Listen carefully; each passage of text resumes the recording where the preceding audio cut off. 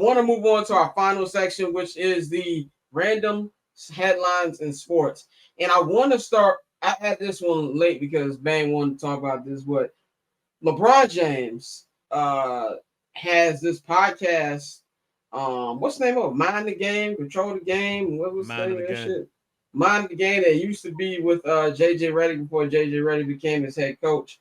Now he's got Steve Nash on there. And this last week, he's been going on a tirade about ring culture, blah, blah, blah, blah, blah. And we all know that this is just because he knows he's not going to match Mike. And shout out to Ryan Clark of the Pivot. He said LeBron doesn't have a problem with ring culture. He has a problem with more ring culture. Now, y'all already know how I feel about LeBron, so I'm going to give the floor to my esteemed guy, J.R. Bang here, who said he had a little thing to get off his chest. So, I mean, look, this shit's been pissing me off every time I see it pop up on my timeline, any conversations around this, because a couple of things that's irritated me with some of the names that he brought up. As much as I love Allen Iverson is not a top 10 player in the NBA. Charles Barkley is my favorite basketball player of all time, followed by Gary Payton. Charles Barkley is not a top 10 player. If Gary Payton would have won that ring against Chicago, or even went to 2 finals, because remember in 1993, the Seattle Supersonics were in the Western Conference Finals and went 7 games against Charles Barkley and the Phoenix Suns, we'll probably talk about Gary Payton a lot differently. But we don't. Why? Because they don't have the rings to match up. It's not saying that they're not great players or all-time great players, because if you're a Hall of Famer, you're an all-time great player. You're a Hall of Famer. But because of this, I actually want to throw it back to you all. Let's take rings out of the equation. No rings. If you want to leave in their personal achievements of all that, that's cool. But let's talk about no rings at all. Would the GOAT of your prospective league change? Like in baseball, basketball, football, hell, even hockey, if rings were not in the equation, would the GOAT in that league for you change? No. No. I personally think the only thing LeBron James is better than Michael Jordan is passing the ball.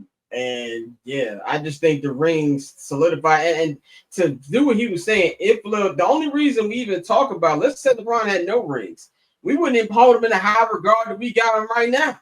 The reason I have LeBron as my number 2 is because of what he's accomplished, winning 4 NBA championships, being to that many NBA finals, having one of the most impressive NBA finals, coming back down from 3-1. Yeah, I don't look at AI or Barkley any differently, but it's kind of like what Deion Sanders said. Yeah, there's a Hall of Fame, but there's floors in there.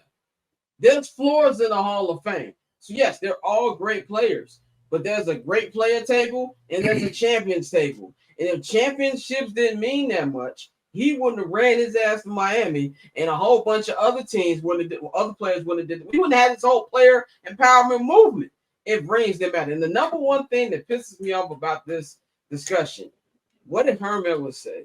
You play to win the game. We shouldn't be ring shaming. Now, does that mean that you people, when they do stupid parts of this conversation, Robert Horry or something? No, I'm talking about out of actual great players. That's what it means to me right there. Okay, so wait, did Robert Horry, Spurs legend, just catch an accidental straight? That's crazy. No, I'm just saying I've been in arguments with people who said, I know, people who are was Robert Horry the yeah, I know, I'm just fucking with you. And see that's why I don't like what LeBron said. If you talk to somebody that's smart, they're not going to disrespect a player because they didn't win a ring. They're only going to say, hey, that person didn't win a ring, so he ain't over here. I think, and I'll just say this, I'll break it down by league. I think the only person in NFL that really get affected by ring conversation is Dan Marino. Dan Marino, to me, is one of the top 5 quarterbacks of all time, period. If he had just one ring, with all the records that he had when he retired, and considering that he kind of retired early because he tore his Achilles and didn't come back to the standard that he wanted to. He could have played another 2 or 3 years if he didn't tear his Achilles. But he had all of the records when he retired. If he gets 1 ring, we're talking about Dan Marino a lot differently.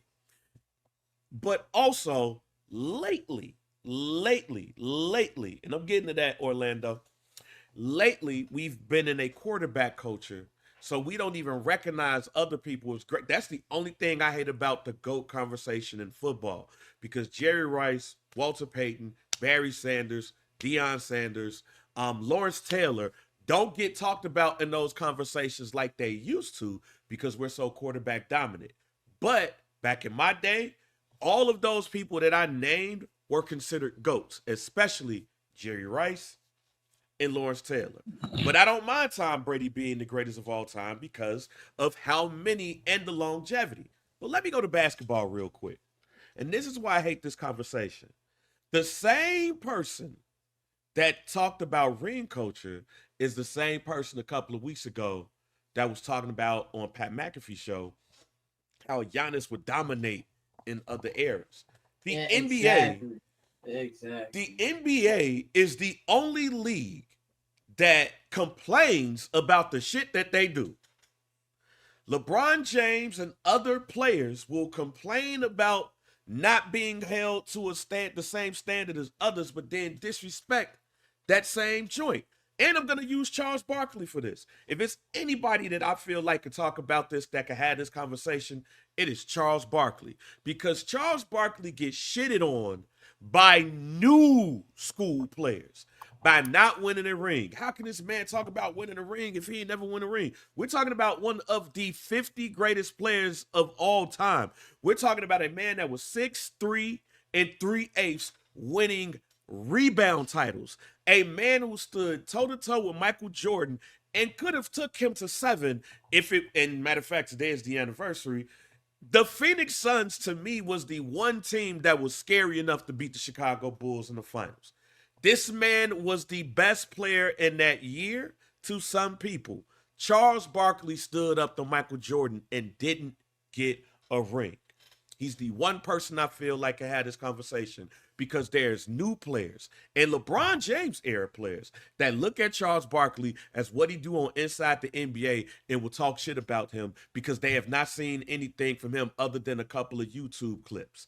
That's the issue, LeBron. It is not about ring culture. It's the fact that you guys don't celebrate your OGs. Y'all just disrespect them because they don't have rings. They don't have this. They don't have that. Y'all should be holding Allen Iverson on the pedestal. Y'all should be holding Charles Barkley on the pedestal. Niggas should be talking about Patrick Ewing a lot more. Y'all don't do that. Too. They hold y'all don't do that. Pedestal, but it's for everything not involving basketball. And that's my point. They never talk about how he drug his team to the NBA Finals. Just like, oh, well, culture, he wore do-rags and rap. Right, that's what I said. And that's my issue. Allen Iverson is not a top 10 player. We got a shirt as some dude that they got a shirt. We got a shirt that some dude that says everybody can't be in your top 10. LeBron James, everybody can't be in your top 10. Everybody can't. And in the section of the building you want to be in, you want to be higher than everybody else because you the one who came back from 3-1, won it, and did a documentary, and then the documentary said, that's the moment I became the greatest of all time. When you won a ring, you said like, that's when you became the greatest of all time. Now we're talking about ring culture. Fam, there's not an issue about ring culture. It's a conversation about respect. That's what this is. Because if we want to remove rings from the equation, maybe Michael Jordan ain't the greatest of all time, but I know LeBron James ain't because y'all need to put more respect on Kareem Abdul-Jabbar's name. But that's the issue that I have with this conversation. That's why I want to get this off. Because there's only a handful of people that are in that conversation, and LeBron James is in it. And he's in it. But don't bring Steve Nash and Charles Barkley and Allen Iverson name in this because they're not top 10. They're just not.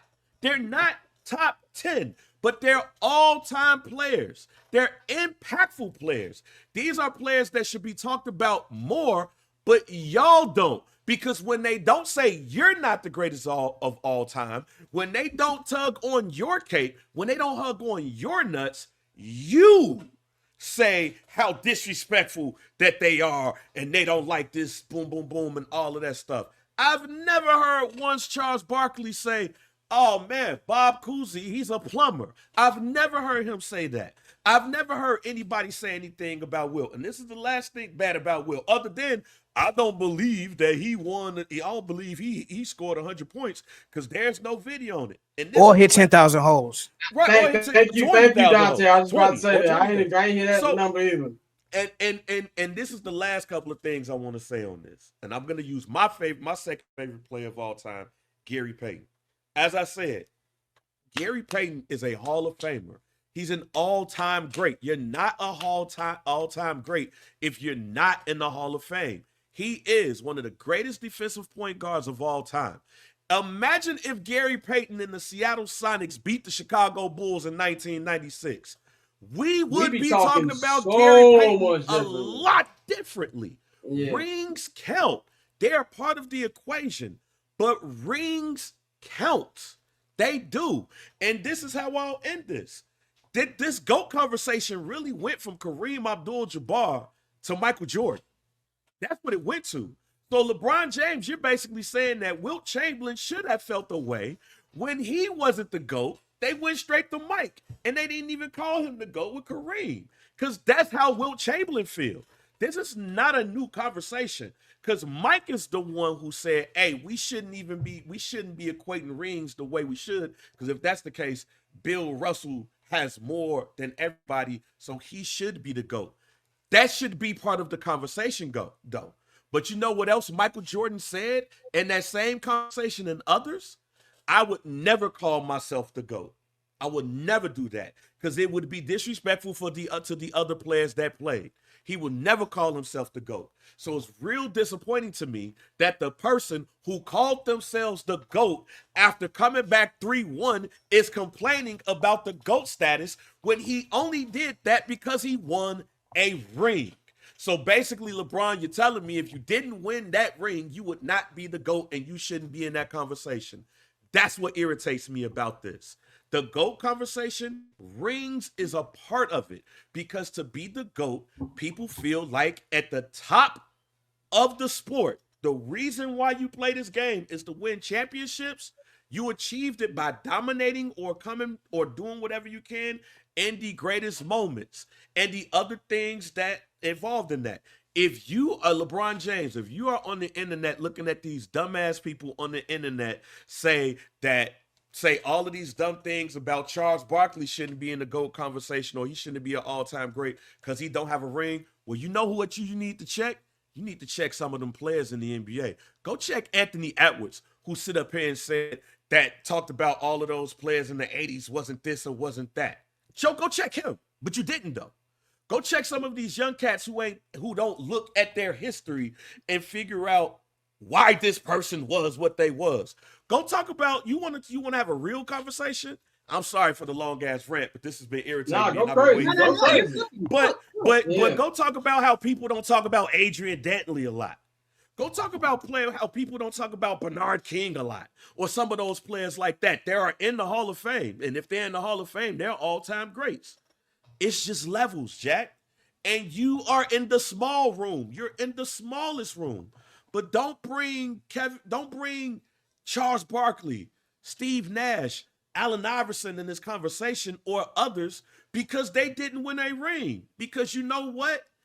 The other thing that I hate about this conversation is when people say, I think the word choice is what matters in this. Oh, not winning a ring hurts somebody's legacy. No, it does not hurt the legacy. It doesn't. That's the only thing I could kind of agree with LeBron James on. Winning a ring does not hurt a legacy. Winning a ring enhances it. And if you don't have it, your legacy is still intact.